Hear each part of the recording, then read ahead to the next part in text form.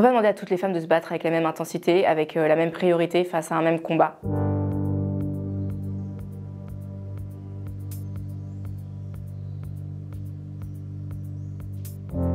On n'a qu'à le filmer, et jamais de preuves. C'est pour ça que la justice, elle se fait pas. Don't mess with my pussy. On ne se fait pas justice soi-même. Faire quoi alors? Attendre que la justice se fasse toute seule? Mais je crois que t'as pas conscience de ce que tu viens de faire. Y a pas de révolution sans prise de risque. Révolution de merde, ouais.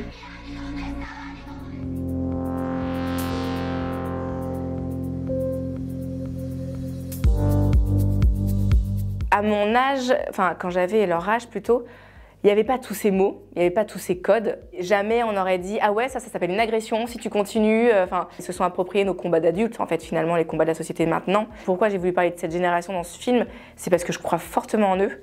Et je pense, peut-être naïvement, beaucoup de pression pour vous les gars, mais qu'ils portent la solution de demain, en fait. J'ai l'impression que c'est eux qui vont nous sauver d'un beau bordel, quoi. Peut-être. Peut-être. Et je pense que ça va prendre plus de temps. Plus que notre génération. Bien sûr, mais vous pouvez déjà donner un coup de pied dans la fourmilière. Nos petits-enfants.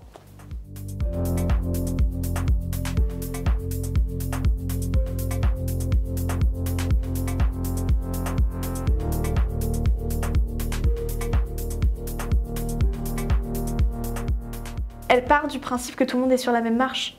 Sauf qu'en fait, pas du tout. Il y a plein de marches, il y a plein de couleurs différentes de marches, il y a plein de formes de marches différentes. Et donc elle va être là, elle va dire « Moi j'ai été éduquée comme ça » et elle le fait comme ça.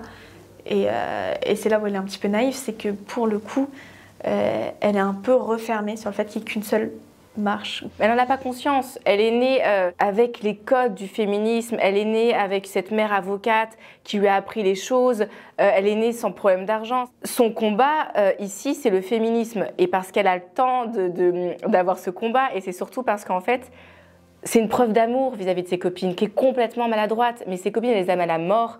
Elle va se mettre en sauveuse sans prendre conscience que ses copines ne sont pas au même niveau qu'elle pour beaucoup de choses.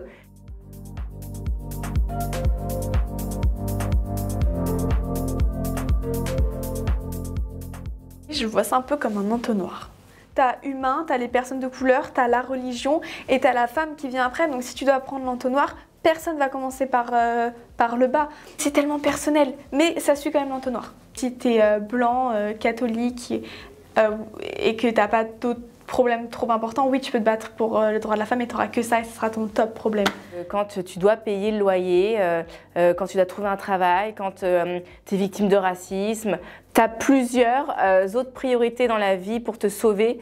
Et avant de dire, je vais me sauver en tant que femme, en fait. Les différences de culture, les différences d'éducation, les différences de milieux sociaux, tes traumas, tes blessures font que tu ne peux pas te battre avec la même intensité. Mais attention, il suffit de se comprendre les uns les autres, il suffit de ne pas se juger. Dans le personnage d'Amina, comprenne pourquoi Djeneba, en fait, lui reproche tout ça et lui dit toi et tes combats de blanc, moi j'ai d'autres choses à gérer. Juste l'identifier, le comprendre. Et il n'y a que comme ça que c'est main dans la main où on peut se battre face à un même combat.